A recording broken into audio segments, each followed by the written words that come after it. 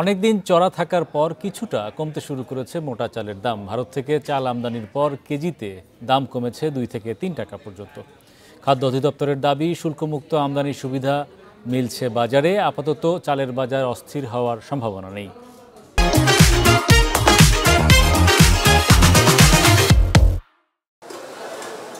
বেশ কয়েক মাস ধরে স্বস্তি ছিল না চালের বাজারে।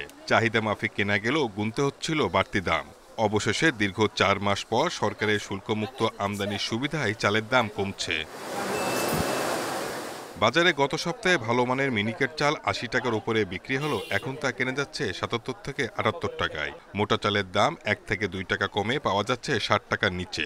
তবে বিভিন্ন ব্র্যান্ডের মোরগজাত চালের দাম খুব একটা কমেনি। চালের যে বাজারটা যেভাবে বাড়তে ছিল, এখন সে বাড়তিটা নাই। কিছু ইন্ডিয়ান চাল ঢোকাতে এখন বাজারটা একটা পর্যায়ে নিয়ন্ত্রণে আছে, একটু কমছে। 1 টাকা 2 টাকা প্রত্যেকটা চালের দাম কমছে। বাজার বাড়ার কোনো নেই, তবে এটা একটা তৎপরতার মধ্যে থাকতে হবে সরকারের, কোনো মজুদ যেন না হয়। হিলি স্থলবন্দরে গত 3 সপ্তাহে 50,000 টনের বেশি চাল আমদানি হয়েছে। বন্দরে অপেক্ষায় রয়েছে অনেক চালবাহী ট্রাক। স্থানীয় বাজারে গত মাসে মিনিকেট চাল 74 টাকার উপরে বিক্রি হলেও এখন তা 67 থেকে 68 টাকায় পাওয়া যাচ্ছে। যে চাল প্রথমে যে চাল 70 টাকা 71 টাকা ছিল, সে চাল এখন 66 টাকায় চলে আসছে। 5 টাকা পার কেজিতে, 5 টাকা আরও কমে গেছে। হয়তো আরও 2-4 দিনের ভেতরে আর হয়তো কমতে পারে।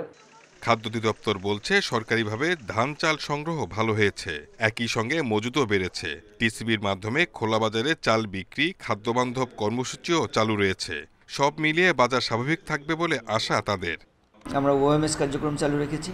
টিসিবি আমাদের কাছ থেকে চাল নেয়, খাদ্য মন্ত্রণালয় থেকে টিসিবির কার্যক্রম চালু আছে। এর পাশাপাশি আমাদের সবচেয়ে বড় যে কর্মসূচি, আমরা 55 লক্ষ পরিবারকে এফএফপি খাদ্য সহায়তা গ্রাম পর্যায়ে প্রতিটা পরিবার 30 কেজি করে চাল পাবে, সে কর্মসূচিও চালু আছে। যে চালের বাজার এই মুহূর্তে নিম্নমুখী। খাদ্য মন্ত্রণালয়ের তথ্য মতে সরকারি গুদামে এখন চালের মজুদ প্রায় 19 lakh ton. Shahid Ahmed, Independent News, Dhaka.